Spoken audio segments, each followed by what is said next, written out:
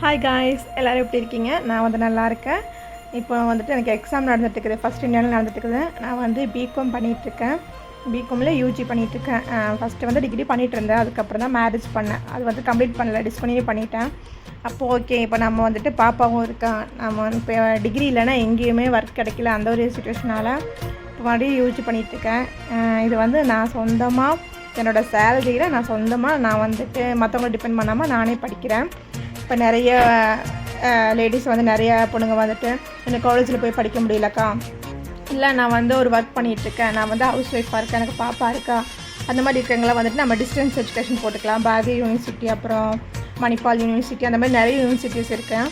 நான் வந்து நம்ம இங்கே வடவழி போகிற வழியில் இருக்கிறேன் பாரதியார் யூனிவர்சிட்டி தான் போட்டிருக்கேன், யூஜி தான் போட்டிருக்கேன், பிகாம் போட்டிருக்கேன். நிறைய சப்ஜெக்ட்ஸ் இருக்குது. நமக்கு எது வேணாலும் நமக்கு என்ன இது இருக்கோ அந்த மாதிரி ஃபீஸ் எல்லாமே அவங்களே தட்டு கொடுத்துருவாங்க. ஃபுல்லாக ஃபீஸ் கட்டணும் அவசியம் இல்லை. அது வந்து 6 டைம் இருக்குது. நமக்கு அதில் வந்து 3 டைமாக கட்டிக்கலாம், பாதியாக கட்டிக்கலாம். அப்போ நான் அந்த மாதிரி தான் எடுத்திருக்கேன். நான் வந்து ஒர்க் போகிறேன், அது இல்லாமல் பாப்பாவோட ஸ்கூல் இதெல்லாம் வச்சுட்டு என்னால் காலேஜ் போய் படிக்க முடியாது. டிஸ்டன்ஸ் எஜுகேஷனும் இருக்குது. ஒன்று ரெகுலர் எஜுகேஷன், இன்னொன்று வந்து டிஸ்டன்ஸ் எஜுகேஷன், இன்னொன்று வந்து ஆன்லைன் எஜுகேஷன். நான் வந்து ஆன்லைன் தான் எடுத்திருக்கேன். ரெகுலர்னால் நம்ம டெய்லி காலேஜுக்கு போகணும், அவசியம். அது எக்ஸாம் எல்லாம் காலேஜில் தான் எல்லாமே. டிஸ்டன்ஸ்னால் நம்ம வந்துட்டு வீட்டிலே உட்காந்து படிச்சுக்கலாம், எக்ஸாம் மட்டும் காலேஜில் போய் எழுதுகிற மாதிரி இருக்கும். ஆன்லைன்னா நம்ம எல்லாமே படிக்கிறது, அசைன்மெண்ட்ஸு, செமினார்ஸு, எக்ஸாம்ஸ் எல்லாமே எல்லாம் நம்மளோட மார்க் ஷீட் எல்லாமே நமக்கு ஆன்லைன்லேயே வந்துடும். அதனால் நம்ம ஆன்லைன்லேயே உட்காந்து படிச்சுக்கலாம். நமக்கு எந்த விதத்துலையும் நம்ம வந்து காலேஜுக்கு போகணும் அவசியம் இல்லை. நம்ம ஃபஸ்ட்டு நம்ம அப்ளிகேஷன் போடும்போது மட்டும் காலேஜுக்கு போகணும். மற்றபடி ஃபீஸ் எல்லாமே நம்ம வந்து ஜிபேலே கட்டிக்கலாம், ஆன்லைன்லேயே கட்டிக்கலாம்.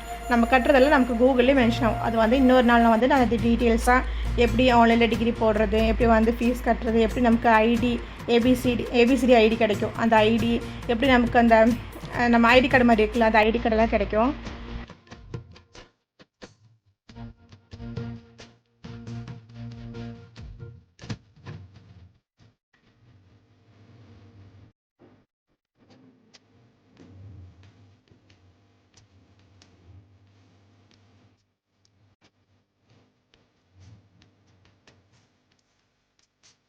அப்புறம் இது பார்த்திங்களா, நான் படிக்க உட்கார சொல்லும்போது அவள் படிக்க மாட்டாள்.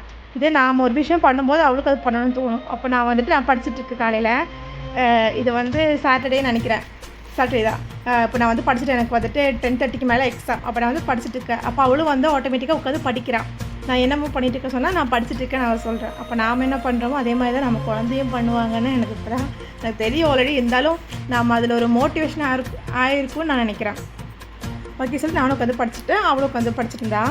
அப்போ நான் காலையில் ஒரு 5:30க்கு உட்காந்து படிச்சுட்டு இருந்ததுனால எனக்கு தூக்கமாக வந்துடுச்சு.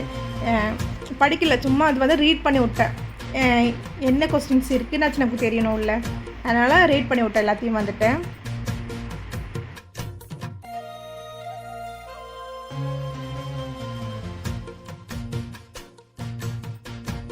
இப்போ வந்து எக்ஸாம் ஸ்டார்ட் ஆகிடுச்சு. அவங்க வந்து கொஸ்டின் பேப்பர் நமக்கு 10 மணிக்குன்னா 9:58 9:55க்கெல்லாம் கொஸ்டின் பேப்பர் போட்டுருவாங்க. போட்டு நம்ம அதை ரீட் பண்ணுற டைம் தான் அது வந்துட்டு. அப்போ நான் வந்து எல்லா கொஸ்டின்ஸும் ஃபஸ்ட்டு ரீட் பண்ணி விட்ருவேன். என்னெல்லாம் கொஸ்டின்ஸ் இருக்குது, என்னெல்லாம் கொஸ்டின் நம்மளால் அட்டென்ட் பண்ண முடியணும். ஏன்னா வந்துட்டு 8 மார்க் கொஸ்டின்ஸ் எல்லாம் வந்துட்டு 2 கொஸ்டின் கொடுப்பாங்க. இது இல்லைன்னா நெக்ஸ்ட்டு வேறு கொஸ்டின் எழுதிக்கலாம்னு சொல்லிட்டு 2 ஆப்ஷனும் கொடுப்பாங்க. அதில் வந்து எந்த ஆப்ஷன் நமக்கு எழுத முடியும்னு பார்த்துட்டு நம்ம வந்து எழுதிக்கலாம். ஃபஸ்ட்டு வந்து நான் என்ன பண்ணுவேன்னா 1 மார்க் கொஸ்டின்ஸ் எல்லாம் வந்து விட்டுருவேன். தெரிஞ்சிச்சுன்னா டக்குன்னு எல்லாத்துலையும் எழுதிடுவேன். இல்லைனா அதெல்லாம் விட்டுட்டு லாஸ்ட் இருக்குல்ல, நம்ம last question 8 mark question 5 mark questions அதெல்லாம் எழுத ஆரம்பிச்சிருவேன். அதுக்கப்புறம் தான் 1 வேர்டெல்லாம் கீழே வந்துடும்.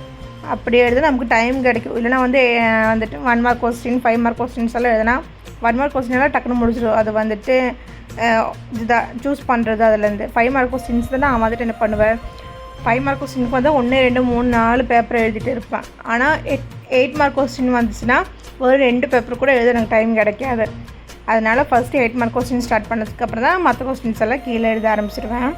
அப்போ நமக்கு எக்ஸாம் ஸ்டார்ட் ஆகிடுச்சு. நான் எக்ஸாம் எழுதிட்டு வந்துடுறேன். நான் எப்படி யூஜி பண்ணேன், எப்படி ஆன்லைனில் படிக்கிறேன், என்னெல்லாம் இதெல்லாம் நமக்கு பண்ணணும், இதெல்லாம் நான் வந்துட்டு இன்னொரு வீடியோவாக போடுறேன். மறக்காமல் பாருங்கள், எனக்கு சப்போர்ட் பண்ணுங்கள். பாய்.